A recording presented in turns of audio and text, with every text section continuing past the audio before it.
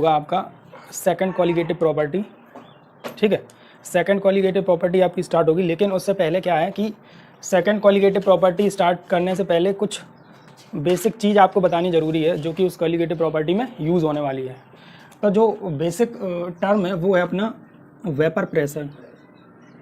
ठीक है, vapour pressure. Vapour pressure को समझना बहुत ज़रूरी है अगर हमें अगली कॉलिगेटिव प्रॉपर्टी समझनी है। तो वेपर प्रेशर को अगर हम डिफ़ाइन करें तो इसकी डेफिनेशन में ही कहीं ना कहीं इसके नाम में इसकी डेफिनेशन है। Vapour pressure means the pressure exerted by vapours. Vapour सब लोग जानते हैं क्या होता है। वेपर का मतलब जब किसी लिक्विड को हम एवेपोरेट करें तो जो वेपर्स होती हैं, जो ड्रॉप्स, वाटर की ड्रॉप्स ऊपर उठेंगी, उन्हीं हम क्या बोलते हैं, वेपर्स। तो कहने का मतलब ये है कि वेपर प्रेशर की अगर हम डेफिनेशन देखें तो प्रेशर एक्सर्टेड बाई वेपर्स। लेकिन ये जो डेफिनेशन है ये अधूरी है, थोड़ी अधूरी इसलिए है क्योंकि वेपर प्रेशर जो है वो हमेशा इक्विलिब्रियम स्टेट पे डिफाइन किया जाता है। मतलब वेपर प्रेशर अगर हम समझेंगे तो हमें इक्विलिब्रियम कंडीशन माननी पड़ेगी कि मतलब इक्विलिब्रियम कंडीशन जब होगी तभी वेपर प्रेशर एग्जिस्ट करेगा। तो इसे एग्जांपल से समझिए कि जैसे हम एक कंटेनर ले रहे हैं और वो कंटेनर है क्लोज्ड कंटेनर लिया है इस बार। अभी तक हम देखो ओपन कंटेनर लेते थे, लेकिन इस बार हमने क्लोज्ड कंटेनर इसलिए लिया है क्योंकि जो प्राइमरी कंडीशन होती है इक्विलिब्रियम की, अगर आपको इक्विलिब्रियम कंडीशन एग्जिस्ट करानी है तो उसकी जो प्राइमरी कंडीशन, एक शर्त है इक्विलिब्रियम एग्जिस्ट कराने की, वो ये है कि आपको कंटेनर क्लोज लेना पड़ेगा। अगर जो कंटेनर खुला हुआ तो प्रेशर, एटमॉस्फेरिक प्रेशर इस पर पड़ेगा तो इक्विलिब्रियम आपका डिस्टर्ब होगा। तो इक्विलिब्रियम तभी एग्जिस्ट होगा जब कंटेनर आपका क्लोज होगा। ठीक है, तो क्लोज कंटेनर ले लिया और इस क्लोज कंटेनर में हम एक लिक्विड भरे दे रहे हैं, एक लिक्विड इसमें हम फिल किए दे रहे हैं और ये लिक्विड है। और यहाँ जो अपन ने लिक्विड लिया है वो वाटर ले रहे हैं ताकि अच्छे से समझ में आए। वाटर सबसे सिंपल केस है। अब देखना, वाटर हमने इसमें ले लिया और कंटेनर क्लोज्ड है, तो इस वाटर के जो मॉलिक्यूल्स हैं वो सरफेस पर इकट्ठा होने लगेंगे। मतलब पूरे ही इस रीजन में है और सरफेस पर कुछ इस तरह से वाटर के मॉलिक्यूल्स इकट्ठा होंगे। ठीक है, कुछ समय बाद क्या होगा कि जब ये रखा रहेगा ऐसे ही थोड़ी टाइम के लिए, अगर हम इसे ऐसे ही छोड़ दें तो अपने आप क्या होगा कि इसकी वेपर्स बनना स्टार्ट हो जाएंगी, वाटर की वेपर बनना स्टार्ट हो जाएंगी। तो इस तरह से इसकी वेपर्स क्रिएट हो जाएंगी। ये जो वेपर्स हैं ये किसकी हैं, इस वाटर की तो वेपर्स हैं। तो कहने का मतलब ये है कि अभी हमने इस कंटेनर में केवल वाटर लिया है और वाटर को हम ये भी बोल सकते हैं कि हमने प्योर सॉल्वेंट लिया है। अभी केवल हमने इसमें क्या लिया है, प्योर सॉल्वेंट। वाटर को हम प्योर सॉल्वेंट भी तो बोल सकते हैं। तो प्योर सॉल्वेंट हमने इस कंटेनर में लिया है और थोड़ी देर के लिए हमने इसे छोड़ दिया तो अपने यहाँ वेपर्स क्रिएट होंगी। तो ये जो वेपर्स क्रिएट हो रही हैं ये प्योर सॉल्वेंट की वेपर क्रिएट हो रही हैं। ठीक है, ये चीज़ समझे। तो ये जो वेपर्स क्रिएट हुई हैं ये वेपर्स क्रिएट होती जाएंगी, बनती जाएंगी, वेपर्स बनती जाएंगी। जब वेपर का अमाउंट ज़्यादा हो जाएगा तो ये वेपर्स क्या करेंगी, इस कंटेनर की वॉल्स पे एक प्रेशर एक्सर्ट करेंगी कि नहीं करेंगी। जब ये वेपर्स ज़्यादा अमाउंट में इकट्ठी हो जाएंगी तो ये कंटेनर की जो वॉल्स हैं इससे टकराएंगी। तो जब टकराएंगी तो इस पर एक प्रेशर एक्सर्ट करेंगी। तो जो वो प्रेशर एक्सर्ट होगा उसी को हम वेपर प्रेशर बोल रहे हैं। और वो जो प्रेशर है वो इक्विलिब्रियम पर ही एक्सर्ट होगा। कैसे होगा देखना, जब ये वेपर्स एवेपोरेट होंगी तो इस समय यहाँ पे एवेपोरेशन प्रोसेस चलेगी। मतलब एवेपोरेशन प्रोसेस होगी और वेपर कन्वर्ट होंगी। एवेपोरेशन होता जाएगा और वेपर क्रिएट होती जाएंगी। लेकिन दूसरी साइड क्या होगा कि ये जो वेपर्स है ये कहीं ना कहीं यहाँ पर कंडेंस्ड भी होना स्टार्ट हो जाएंगी, क्योंकि केवल और केवल एवेपोरेशन ही नहीं होता रहेगा, साथ में कंडेंस भी तो होगा। जब ये वेपर्स जो वॉल है कंटेनर की, ये वॉल है, इससे टकराएंगी तो ये तुरंत वेपर वाटर में कन्वर्ट होंगी, तो यहाँ पर कंडेंसेशन चलेगा। लेकिन एक चीज आप देखेंगे कि स्टार्टिंग में तो एवेपोरेशन का रेट ज्यादा होगा और कंडेंसेशन का रेट कम होगा। मतलब एवेपोरेशन मतलब वेपर्स ज्यादा क्रिएट होंगी और वेपर का लिक्विड कम बनेगा। तो स्टार्टिंग में तो ये होगा कि rate of evaporation is fast and rate of condensation is low. तो फिर क्या होगा कि जब इस तरह से प्रोसेस चलेगी तो एक कंडीशन ऐसी आएगी, जब ये ऐसा होता जाएगा, एवेपोरेशन होगा, कंडेंसेशन होगा, एवेपोरेशन ज्यादा होगा, कंडेंसेशन कम होगा। लेकिन एक कंडीशन, एक पॉइंट ऐसा आएगा जब rate of evaporation exact equal हो जाएगा किसके, रेट ऑफ कंडेंसेशन के। ठीक है, जब ये प्रोसेस चलती रहेगी तो एक कंडीशन, एक पॉइंट जरूर ऐसा आएगा जिस पॉइंट पे rate of evaporation and rate of condensation equal हो जाएगा। इसी पॉइंट को तो हम बोलेंगे एट इक्विलिब्रियम। मतलब इक्विलिब्रियम पॉइंट पे ऐसा पॉइंट जरूर आएगा कि रेट ऑफ एवेपोरेशन बराबर हो जाएगा रेट ऑफ कंडेंसेशन के। तो जब rate of evaporation rate of condensation के बराबर हो जाएगा और ये कंडीशन डेवलप होने के बाद जो वेपर्स हैं इसमें, वो वेपर्स जो प्रेशर एग्जर्ट करेंगी कंटेनर की वॉल पर, उसी को हम क्या बोलेंगे, वेपर प्रेशर। तो वेपर प्रेशर देखो दो तरह की यहाँ पे वेपर्स तुम्हें मिल रही, एक तो तब मिल रही थी जब एवेपोरेशन का रेट कंडेंसेशन के रेट के बराबर नहीं था, तब भी वेपर थी, तब भी प्रेशर एग्जर्ट हो रहा था, लेकिन उसे हम वेपर प्रेशर नहीं बोल रहे। वेपर प्रेशर हम उसे बोल रहे हैं जब रेट ऑफ एवेपोरेशन और रेट ऑफ कंडेंसेशन बराबर हो जाए। जब बराबर हो जाएगा तब इसमें जो वेपर्स बचेंगी, वो जो प्रेशर एग्जर्ट करेंगी, उसी को हम क्या बोल रहे हैं, वेपर प्रेशर। तो वेपर प्रेशर की डेफिनेशन केवल इतनी नहीं है कि pressure exerted by vapour, definition ये है कि vapour pressure it is the pressure exerted by vapours at equilibrium. ये बात है बस, एट इक्विलिब्रियम, मतलब इक्विलिब्रियम पे जो प्रेशर एक्सर्ट करती हैं हमारी वेपर्स, उसे हम क्या बोलते हैं, वेपर प्रेशर। ये चीज समझ में आई? एक बार तुम दोबारा देखो, ठीक है। हाँ, अब एक चीज यहाँ पे देखो, वेपर प्रेशर हमने समझ लिया क्या होता है। अब क्या है कि हमें ये देखना है कि ऐसा कौन सा फैक्टर है जो हमारे वेपर प्रेशर को इफेक्ट करता है, मतलब कहीं ना कहीं कोई ऐसे फैक्टर होंगे जो हमारे वेपर प्रेशर को इफेक्ट करेंगे। तो केवल एक ही फैक्टर है जो हमारे वेपर प्रेशर को इफेक्ट करता है, और वो है टेम्परेचर। वो क्या है, टेम्परेचर। मतलब टेम्परेचर जो है, तो अगर हम बोलें कि वेपर प्रेशर, शॉर्ट में से वीपी लिख रहे, ठीक है, vapour pressure is depend upon temperature. इसे हम एग्जांपल से अभी समझेंगे कैसे डिपेंड होता है। Vapour pressure is depend upon temperature, इस चीज को एग्जांपल से समझो कैसे इफेक्ट होता है वेपर प्रेशर हमारा टेम्परेचर से। देखो ये तुम्हारे पास ये लिक्विड था और लिक्विड वेपर में कन्वर्ट हो रहा था अपने आप, जब तुम कुछ हीटिंग वगैरह नहीं कर रहे थे, क्योंकि अगर तुम यहाँ पे पानी भर के रख दो और 2 दिन बाद आओ तो वो पानी तुम्हें उड़ा मिलेगा, और अगर उसी पानी को कवर करके मतलब कंटेनर को क्लोज करके रख दो तो पानी उड़ा मिलेगा, लेकिन वो वेपर्स उस कंटेनर से टकराएंगी, फिर पानी में कन्वर्ट हो जाएंगी, तो ये प्रोसेस चलता रहेगा। यहाँ क्या है, इस चीज को समझो कि जब तुमने कोई टेम्परेचर यहाँ नहीं, मतलब कुछ भी हीटिंग वगैरह नहीं की, तो अपने आप वेपर एक प्रेशर एक्सर्ट कर रही थी, उसे वेपर प्रेशर बोल रहे थे। अब तुमने क्या किया, इस प्योर सॉल्वेंट को नीचे से हीट करना स्टार्ट कर दिया, मतलब इसका टेम्परेचर इंक्रीज करने लगे। तो देखना, जब तुम टेम्परेचर इसका इंक्रीज करोगे तो क्या होगा कि ज़्यादा वेपर्स बनना शुरू हो जाएंगी। ऐसा होगा क्या, नहीं होगा? जब तुम इसे हीट करोगे तो जो वाटर है तुम्हारा ज़्यादा वेपर में कन्वर्ट होना शुरू हो जाएगा। तो जब ज़्यादा वेपर्स बनने लगेंगी तो इसका मतलब ये है कि ज़्यादा वेपर्स यहाँ बन रही हैं, यानी कि ज़्यादा कंटेनर के वॉल्स पर प्रेशर एक्सर्ट करेंगी। तो एक चीज़ तुम यहाँ देख पा रहे कि टेम्परेचर बढ़ाने से वेपर प्रेशर बढ़ गया, बढ़ा। तो यही चीज है कि जो वेपर प्रेशर है अपना, वो टेम्परेचर पर डिपेंड करता है, और वो डायरेक्टली डिपेंड करता है कि अगर आप टेम्परेचर बढ़ाएंगे, हाँ, अगर आप टेम्परेचर बढ़ाएंगे तो वेपर प्रेशर भी आपका बढ़ेगा, मतलब डायरेक्टली प्रोपोर्शनल है। तो ये सीधा सा रिलेशन है वेपर प्रेशर और टेम्परेचर में। तो केवल एक ही ऐसा फैक्टर है, only there is one factor on which vapour pressure is depends, and that is temperature. ठीक है, इतनी बात समझे?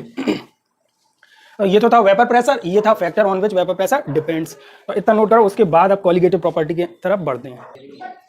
देखो अब इसका एक प्रैक्टिकल एग्जांपल देखो, वेपर प्रेशर का अगर हम प्रैक्टिकल एग्जांपल देखें तो प्रैक्टिकल एग्जांपल ये है कि एक रूम तुम सपोज करो, एक रूम अगर हम सपोज करें और उस रूम में अगर हम पानी भर दें, जैसे अगर उस रूम की जो वॉल है वो 10 फुट की है, उसमें अगर हम 5 फुट पानी भर दें उस पूरे रूम में है, और 2-3 दिन के लिए हम गेट बंद करके बिल्कुल क्लोज करके उस रूम को चले जाएं, और 2-3 दिन बाद अगर हम आएँ उस रूम में ऑब्जर्व करें, तो देखना उस रूम का जो टेम्परेचर होगा वो रूम टेम्परेचर के बराबर होगा, यानी कि 25 डिग्री सेल्सियस। तो उस रूम में अगर हम आए 2-3 दिन बाद देखें तो क्या होगा, उस रूम में वेपर प्रेशर आ जाएगा, और जो वेपर प्रेशर आ जाएगा वो 25 टॉर होगा। कहने का मतलब ये है कि अपना जो प्रैक्टिकल एग्जाम्पल है, अगर ऐसा हम कर पाएँ कि एक कमरे को बिल्कुल क्लोज कर दें, उसमें पानी भर दें, और 2-3 दिन बाद अगर हम देखें तो उसमें जो वेपर प्रेशर डेवलप हो जाएगा वो 25 टॉर होगा। तो ये प्रैक्टिकल एग्जाम्पल है, ऐसा करके देखा गया है, तो यहाँ से निकला। जो सेकंड क्वालिटेटिव प्रॉपर्टी है उसका नाम देखो कितना लंबा है, relative lowering in vapour pressure, लेकिन हम इसे शॉर्ट कर देंगे RL वेपर प्रेशर, लेकिन हम इसे शॉर्ट कर देंगे RLVP, शॉर्ट में बोलेंगे इसे RLVP। तो अब इसे समझना ध्यान से। देखो इसका हम केस बाय केस स्टडी करेंगे। तो पहला केस इसमें हम ले रहे हैं कि इफ नॉन वोलेटाइल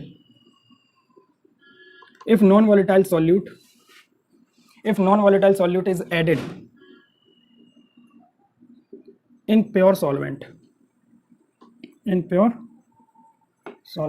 तो केस फर्स्ट इसमें ये है कि if non volatile solute is added in pure solvent. यहाँ पे एक वर्ड आया नॉन वॉलेटाइल, पहले ऐसे समझो, मतलब नॉन वॉलेटाइल सॉल्यूट कैसे होते हैं, कोई बता सकता?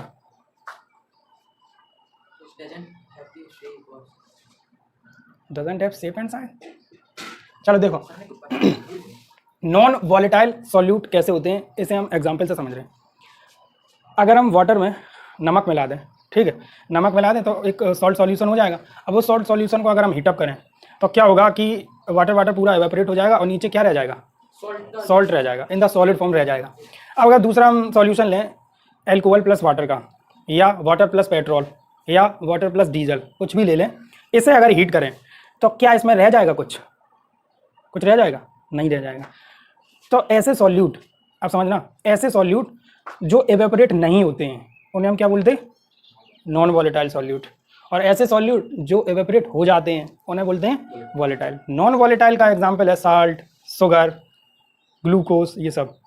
और यहाँ पे अगर हम वॉलेटाइल का एग्जांपल देखें तो पेट्रोल, एल्कोहल, ये सब कैसे हैं, वॉलेटाइल के एग्जांपल। तो ये चीज़ समझ गए। अब हम क्या करने वाले हैं अब हम ये करने वाले हैं कि हम प्योर सॉल्वेंट अभी हमने लिया था वाटर, कंटेनर क्लोज ही रखना है अब हमें पूरी इस क्वालिटेटिव प्रॉपर्टी में, क्योंकि यहाँ पे वेपर प्रेशर चलेगा। आप कंटिन्यू देखो, इसमें भी लिखा है वेपर प्रेशर, और वेपर प्रेशर डिफाइन होता है इक्विलिब्रियम पे, और इक्विलिब्रियम की प्राइमरी कंडीशन क्या है, कंटेनर शुड बी, तो एक से एक चीज़ जुड़ी हुई है, ये सब समझते चलना।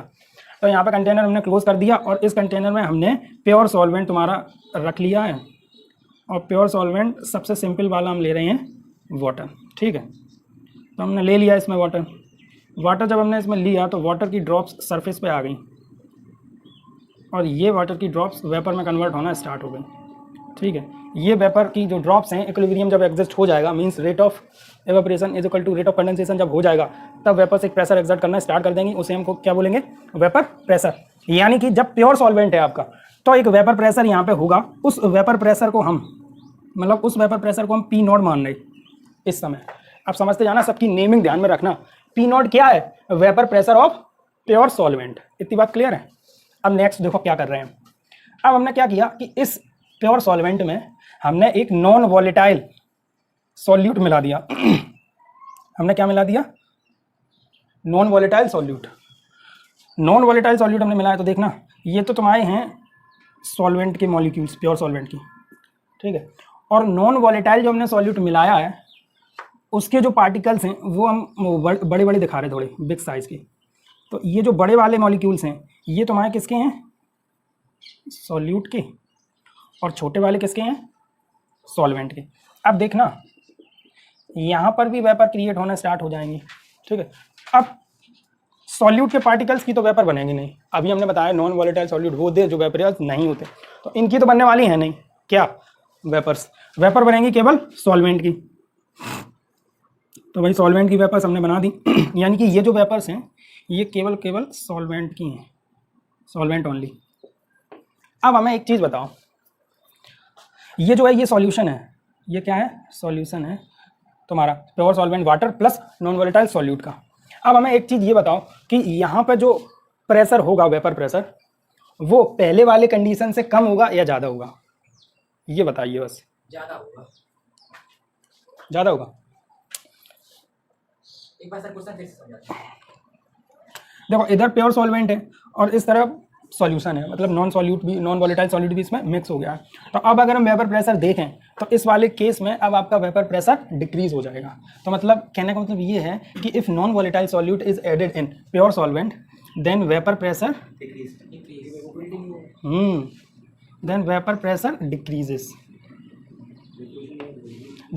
डिक्रीजेस। अब हमारा काम ये है, हमें इतना बात पता चल गया कि वेपर प्रेशर डिक्रीज हो जाएगा, इतना सुन लिया तुमने।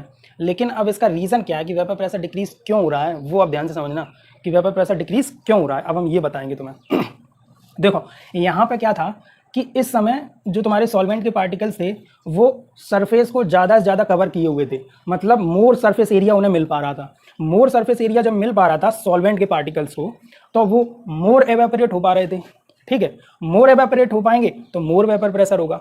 अब यहाँ देखिए इसमें क्या हुआ कि सॉल्यूट के पार्टिकल्स ने जगह घेर ली, तो अब क्या है कि सॉल्वेंट के जो पार्टिकल्स हैं उन्हें लेस एरिया मिल पा रहा कवर करने के लिए, और जब लेस एरिया मिल पा रहा तो लेस वेपर्स बनेंगी, लेस वेपर मिलेंगी तो लेस वेपर प्रेशर बनेगा, ठीक है। तो यही रीज़न है कि if non volatile solute is added in pure solvent vapour pressure decreases because less surface area is available now, अब सरफेस एरिया कम मिला है सॉल्वेंट के पार्टिकल्स को, तो कम एवेपोरेट हो पा रही, क्योंकि इनने जगह घेर ली सॉल्यूट के पार्टिकल्स। अगर ये ना होते तो इसकी जगह एक और होती ड्रॉप, वो भी एवेपोरेट होती, तो 3 ड्रॉप चली गई, तो कमी तो हुआ कुछ ना कुछ। तो यही चीज तुम्हें समझनी थी कि vapour pressure decreases due to decrease in the available surface area. Reason समझे? Due to decrease in available surface area, ये बात समझनी थी। इस बात को समझने में कोई डाउट है किसी को? एक बार दोबारा से देख लो तो भी कि relative lowering in vapour pressure हम स्टडी करने वाले हैं। इसमें केस फर्स्ट हमने लिया है कि जब हम non volatile solute is added in pure solvent, जब हम नॉन वॉलेटाइल सॉल्यूट मिलाएंगे अपने प्योर सॉल्वेंट में, then vapour pressure decreases, vapour pressure decrease हो जाएगा।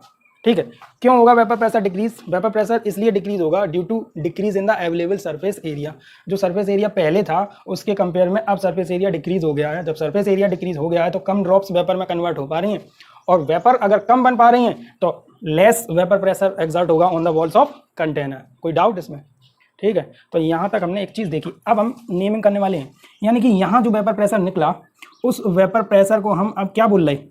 PS से रिप्रेजेंट कर रहे हैं। P का मतलब प्रेशर, S का मतलब सॉल्यूशन का। P नॉट का मतलब क्या था? Vapour pressure of pure solvent, और PS का मतलब क्या है? Vapour pressure of solution. ये नेमिंग देखते समझना। अब देखना, यहाँ ज़्यादा था यहाँ कम था, इसका मतलब ये हुआ कि P not is greater than PS। ये बात क्लियर है? P not is greater than PS। तो अगर हम इनमें डिक्रीजमेंट निकालें, मतलब कितना कम हुआ है, मतलब लोअरिंग इन वेपर प्रेशर अगर हम निकालें, तो लोअरिंग इन वेपर प्रेशर को हम डेल्टा P से रिप्रेजेंट कर रहे हैं। कैसे कर रहे हैं? डेल्टा P से। तो डेल्टा P क्या निकल के आएगा? Delta P is equal to P not minus PS। ये चीज समझे? इसे हम क्या बोल रहे हैं? इसे हम बोल रहे हैं, डेल्टा P है ये है लोअरिंग इन वेपर प्रेशर। ये वही तो है delta P, lowering in vapour pressure. ये चीज़ समझे थी? हाँ, अब देखना, लोअरिंग इन वेपर प्रेशर समझ गए, लेकिन अगर हम एक चीज़ तुमसे और पूछें कि ये जो लोअरिंग इन वेपर प्रेशर है ये किसके रिस्पेक्ट में है? हमारे इनिशियल प्रेशर के ही तो रिस्पेक्ट में है। अगर हम इसे देखें कि lowering in vapour pressure with respect to which, then it is respect to initial. हमेशा इनिशियल के रिस्पेक्ट में हम कोई भी चीज़ कंपेयर करते हैं। तो delta P upon P not, ये इनिशियल वेपर प्रेशर था, delta P upon P not, इसे हम पता क्या बोलेंगे? इसे बोलेंगे रिलेटिव, क्योंकि ये रिलेटिव है ना इनिशियल की, तो relative lowering in vapour pressure. ये तो रिलेटिव यहाँ से आ गया वर्ड, और ये क्या था? Lowering in vapour pressure. तो ओवरऑल अगर हम इसे बोले तो क्या हो जाएगा? Delta P upon P not क्या होगा? Relative lowering in vapour pressure, short में ऐसे ही बोलेंगे RLVP। तो यहाँ पे हमने केवल इतना बताया है कि relative lowering in vapour pressure क्या होती है। ठीक है, ये चीज़ समझे?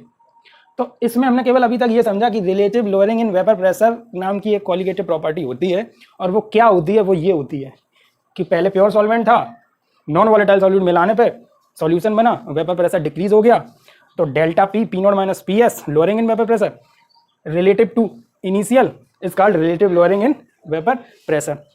तो यहाँ पे हमने ये चीज़ समझ ली कि relative lowering in vapour pressure क्या होती है, और एक चीज़ हमने और समझ ली। एक चीज़ इस पूरी प्रोसेस में हमने ये समझी, ये वाली, कि जो P नॉट है, P नॉट मतलब जो तुम्हारा प्योर सॉल्वेंट का वेपर प्रेशर है वो ज़्यादा होता है वेपर प्रेशर ऑफ सॉल्यूशन की। ये चीज़ और एक समझे हम लोग एक्स्ट्रा। तो अभी इस प्रोसेस में हमने केवल ये समझा कि RLVP क्या होता है, और दूसरी चीज़ हमने ये समझी कि इनमें बड़ा कौन है छोटा कौन है। मतलब प्योर सॉल्वेंट के वेपर प्रेशर जो होता है वो बड़ा होता है सॉल्यूशन के वेपर प्रेशर के कंपेयर में। अब हम क्या आगे पढ़ने वाले हैं ये समझो। अब हम ये पढ़ने वाले हैं कि इन दोनों में रिलेशन क्या होता है। अभी हमने ये देखा कि कौन बड़ा कौन छोटा, लेकिन इनमें एक रिलेशन भी तो होगा।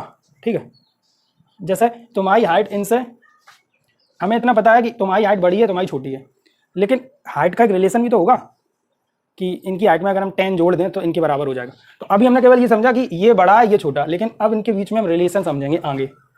तो रिलेशन जो बताया वो टेस्ट था, उसने बताया रिलेशन P नॉट और PS के बीच में, और उस साइंटिस्ट का नाम था Raoult.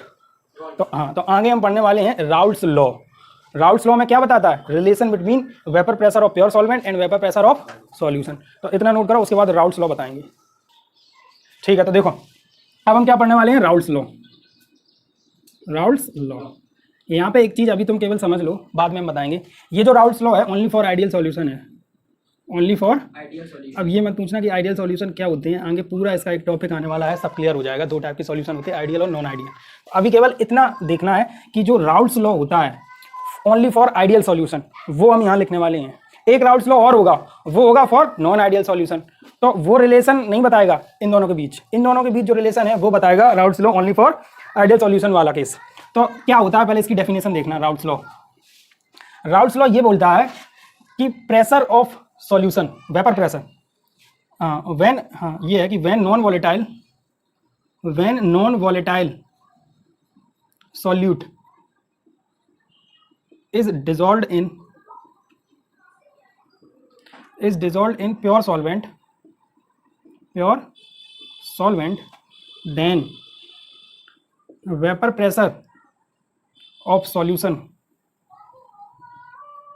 is numerically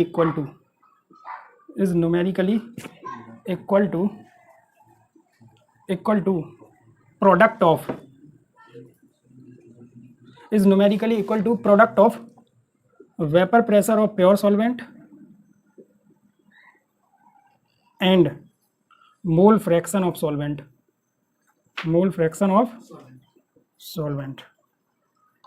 present into the solution। जो सॉल्वेंट आपका है वो किस में प्रेजेंट है, इनटू द सॉल्यूशन। तो ये है राउल्स लॉ कि जब आप non volatile solute is dissolved in pure solvent, then vapour pressure of solution is numerically equal to product of vapor pressure of pure solvent and mole fraction of solvent। That means अगर हम इसे numerically दिखाएं तो vapour pressure हम PS से represent करते थे, तो vapour pressure is equal to pure solvent का वेपर प्रेशर, प्रोडक्ट है मोल फ्रैक्शन किसका, सॉल्वेंट का। तो ये है राउल्स लॉ। इतनी बड़ी बात इतनी में हमने बोल दी कि vapour pressure of solution is numerically equal to the product of vapour pressure of pure solvent and mole fraction of solvent present into the solution. ये है, ठीक है, इतनी बात समझे। तो ये देखो रिलेशन है पीएस और पी नोड में, रिलेशन दिख रहा है पीएस और पी नोड में, ये रिलेशन है। देखो पी नोड बड़ा है और पीएस छोटा है, लेकिन हम सबको पता है कि मोल फ्रैक्शन एक ऐसी वैल्यू होती है जो 1 से छोटी होती है, हमेशा मोल फ्रैक्शन 1 से छोटी होती है, क्योंकि सभी मोल फ्रैक्शन का सम क्या था, तो एक एक मोल फ्रैक्शन 100% 1 से छोटी होगी। और ये चीज बड़ी है, तो जब बड़ी चीज में हमने एक ऐसी क्वांटिटी का मल्टीप्लाई कर दिया जो 1 से छोटी है, तो इसका प्रोडक्ट इसके बराबर आ पाएगा। मतलब ये बड़ा था, इस बड़े में जब छोटे का मल्टीप्लाई कर दिया तो ये छोटे के बराबर हो गया। तो ऐसा समझ लेना, P S equal to P not into X solvent. बहुत कंफ्यूजन होती है, बच्चे पी नॉट बराबर P S into X solvent लिख देते। तो रिलेशन समझना, जब बड़े में हम छोटे का मल्टीप्लाई करेंगे तभी तो वो छोटे के बराबर हो पाएगा। तो ऐसे रिलेशन इसे याद करना। अब इस रिलेशन को हम थोड़ा और एक्सपेंड कर रहे हैं और वहाँ से हमारा फॉर्मूला निकलेगा RLVP का, जिससे हम न्यूमेरिकल प्रॉब्लम सॉल्व करेंगे। तो अब इसे हम आगे बढ़ा रहे हैं थोड़ा। तो इसे हम ऐसे लिख सकते हैं, P S upon P not is equal to X solvent, mole fraction of solvent लिख सकते हैं। अब देखना, mole fraction of solute plus mole fraction of solvent बराबर होगा 1। ये मोल से हम पढ़ चुके कंसंट्रेशन टर्म का, क्योंकि मोल फ्रैक्शन का सम हमेशा 1 होता है, तो सॉल्यूट और सॉल्वेंट दोनों के मोल फ्रैक्शन का सम 1 के बराबर होगा। तो मोल फ्रैक्शन ऑफ सॉल्वेंट हम क्या लिख सकते हैं, 1 minus mole fraction of solute. यही चीज हम यहाँ रख रहे हैं। तो P S upon P not is equal to 1 minus mole fraction of solute. ठीक है, अब मोल फ्रैक्शन ऑफ सॉल्यूट इधर ले गए, तो mole fraction of solute is equal to 1 minus P S upon P not. बोलो, कोई डाउट है? अब इसे अगर हम कैलकुलेट करें तो mole fraction of solute is equal to P not minus P S upon P not. ठीक है, अब इसे आगे बढ़ाएं थोड़ा, यहाँ कर रहे हैं। अब देखना, एक्स सॉल्यूट ये है बराबर P not minus P S. हम क्या बोल सकते हैं, P not minus P S क्या है, पी नॉट क्या है, vapour pressure of pure solvent, vapour pressure of solution. Pure solvent के वेपर प्रेशर में जब सॉल्यूशन के वेपर प्रेशर को हमने डिक्रीज किया था, ये कमी तो ही आई थी, कमी तो आई थी, लोअरिंग ही तो है ये, लोअरिंग इन वेपर प्रेशर। मतलब ये क्या है, डेल्टा पी और अपॉन पी नॉट। और ये चीज क्या है, relative lowering in vapour pressure. यही तो है तुम्हारी colligative property, delta P upon P not. एक नया फॉर्मूला आ गया, relative lowering in vapour pressure. अगर आपसे पूछा कि आपको एक सॉल्यूशन दे दिया गया है, आपको एक सॉल्यूशन दिया गया, मान लो आपको शुगर सॉल्यूशन दे दिया, तो शुगर एक नॉन वोलेटाइल सॉल्यूट है, वाटर प्योर सॉल्वेंट है, शुगर सॉल्यूशन दे दिया गया है, और उस शुगर सॉल्यूशन में आपको मोल फ्रैक्शन ऑफ शुगर दे दी गई है, और आपसे पूछा जाए कि RLVP कैलकुलेट करो, तो लियो आ गया, मोल फ्रैक्शन जो है वही तो है RLVP। तो समझ गए, यही है कॉलिगेटिव प्रॉपर्टी, नोट कर लो। हाँ, तो देखो अब क्या है कि जो दो फॉर्मूले अभी हमने कैलकुलेट किए, उन दोनों को यूज करके एक तीसरा फॉर्मूला हम कैलकुलेट करने वाले हैं। तो पहला ये तो हमारे पास आया था राउल्स लॉ से, ठीक है, ये फॉर्मूला हमारे पास राउल्स लॉ से आया, और ये हमारा आया RLVP। इन दोनों इक्वेशन को 2 डिवाइडेड बाई 1 अगर हम करें तो देखना delta P upon P node upon अरे P S upon P node है P S upon P node is equal to X solute upon X solvent. कोई दिक्कत है इसमें? तो पी नोट कट गया, यानी कि delta P upon P S is equal to X solute upon X solvent. ये इतना समझ में आया? अब इस एक्स सॉल्यूट और एक्स सॉल्वेंट को हम ओपन कर रहे हैं, तो यहाँ पे एक चीज़ देखो, एक्स सॉल्यूट क्या होगा? Moles of solute upon total moles, और एक्स सॉल्वेंट क्या होगा? Moles of solvent upon total moles. ये दोनों वैल्यू हम वहाँ उठा के रख रहे हैं। तो delta P upon P S is equal to mole solute upon mole total upon mole solvent upon mole total. तो मोल टोटल से मोल टोटल कैंसिल हुआ और इधर आ गया mole solute upon mole solvent, यानी कि delta P upon P S is equal to. अब एक चीज़ देखो, ये जो मोल सॉल्यूट हैं ये कौन से हैं? ऑब्जर्व्ड हैं कि थ्योरेटिकल? अब वही फिर से आ गया, सॉल्यूट के मोल दो टाइप के होते हैं, एक अलग से हमने कॉन्सेप्ट बताया था। तो ये कौन सा है? ऑब्जर्व्ड है या थ्योरेटिकल है? हाँ, ये ऑब्जर्व्ड है। ये जो मोल्स हैं ये ऑब्जर्व्ड हैं। और इस ऑब्जर्व्ड को कैसे पता चला ये ऑब्जर्व्ड है? पता देखने का क्या है, कैसे हम डिफ्रेंशिएट करें कौन सा ऑब्जर्व्ड है कौन सा थ्योरेटिकल? तो अगर आई नहीं है तो ऑब्जर्व्ड है, और अगर आई होता तो मतलब थ्योरेटिकल के साथ हमेशा आई होगा, क्योंकि फॉर्मूला ही हमारे पास ये था कि mole observed is equal to i into mole theoretical. तो थ्योरेटिकल के साथ हमेशा क्या होता है? आई, और आई अगर नहीं है तो वो कौन सा मोल होगा? ऑब्जर्व्ड। यहाँ आई दिख रहा है तो ये ऑब्जर्व्ड मोल है। तो इसे अब हमें थ्योरेटिकल में कन्वर्ट करना है, तभी हमारा फॉर्मूला पूरा आ पाएगा कंप्लीट। ठीक है, तो इसमें अगर हम इसे करें तो आई इंटू मोल सॉल्यूट, अब ये थ्योरेटिकल मोल है, ठीक है, अपॉन, और सॉल्वेंट के तो मोल एक ही टाइप के होते हैं, थ्योरेटिकल। तो ये जो फॉर्मूला अब आपके पास आ गया, बस यही फॉर्मूला है जो हर एक न्यूमेरिकल में यूज़ होने वाला है। और इसी न्यूमेरिकल जो जीमेन का था 2016 में, जीमेंस का क्वेश्चन एक इसी फॉर्मूले पे बेस्ड आया था, सिंपली था। तो इसने डेल्टा पी पूछ लिया था, पी एस दे दिया था, और मोल सॉल्यूट और मोल सॉल्वेंट दे दिया गया था। डायरेक्ट फॉर्मूला करके डेल्टा पी पूछना था कि what is R L V P. तो ये है यहाँ तक, ठीक है। अब बाकी का नेक्स्ट वीडियो में।